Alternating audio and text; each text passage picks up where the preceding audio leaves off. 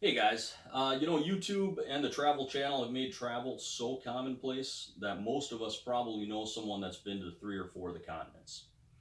On the rare occasion, maybe five or six, but I wonder how many of us know someone that's actually been to the seventh continent of Antarctica. When I was a kid, I read a book about Captain James Cook and have been fascinated with traveling to Antarctica ever since. 8 years ago, before I took my last job, I actually spent about a year researching and working in Antarctica. So I read some books, I watched the documentaries, visited the websites and the blogs. I ended up taking another job, but things certainly could have turned out differently. My name is Casey Sanders, and today I'm going to talk to you about the three ways to travel to Antarctica, and I'll give you some pros and cons of each and give you some ideas of what to expect.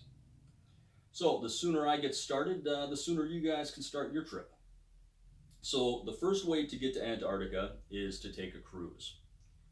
The second way is to take an expedition. And the third way is to actually get a job there. So let's get started on some of the pros and cons of each.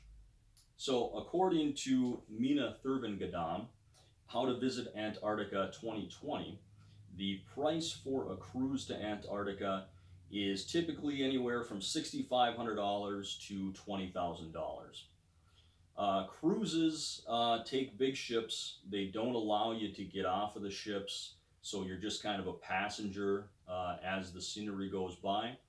Um, More than likely, though, on a cruise, you will get the best amenities and the best food. So when I think about taking a cruise to Antarctica, here's some of the things that I expect to see.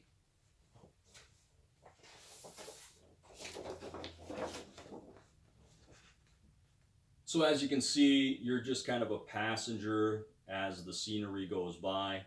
You can't get really close to the wildlife.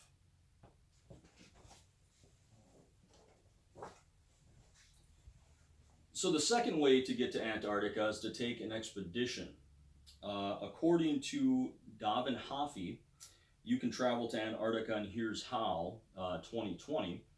Um, Expeditions to Antarctica run anywhere from $15,000 to $60,000. Expeditions are what I would consider hands on cruises.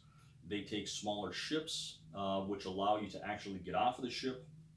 You can do things like sea kayak, camp out under the stars, and get closer to wildlife and the scenery. So here's some of the things that I imagine when I think about an expedition.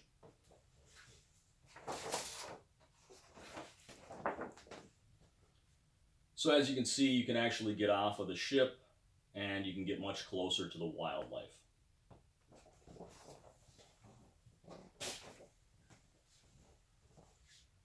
So the third way to get to Antarctica is to actually get a job and work there.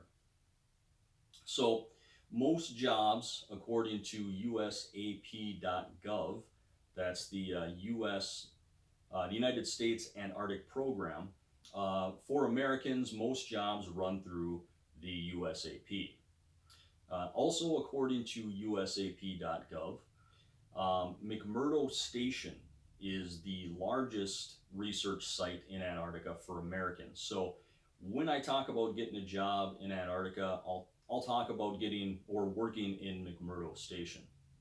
So how do you get a job someplace if you're not a scientist?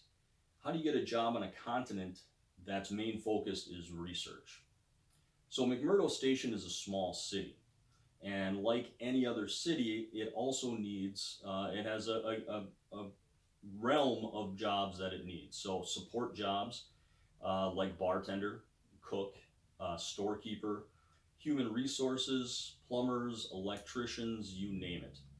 Now, according to Amy Kennedy, the four best ways to get a high paying job in Antarctica 2021, you shouldn't expect these jobs to pay twice what they do here in the States.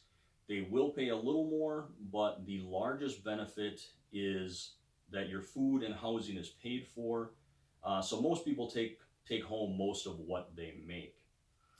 The downside, of course, is if you get there and 2 weeks in, you realize you hate it, you can't simply get in your car and drive home. You're stuck more than likely for the next 4 to 5 months or however long your contract is.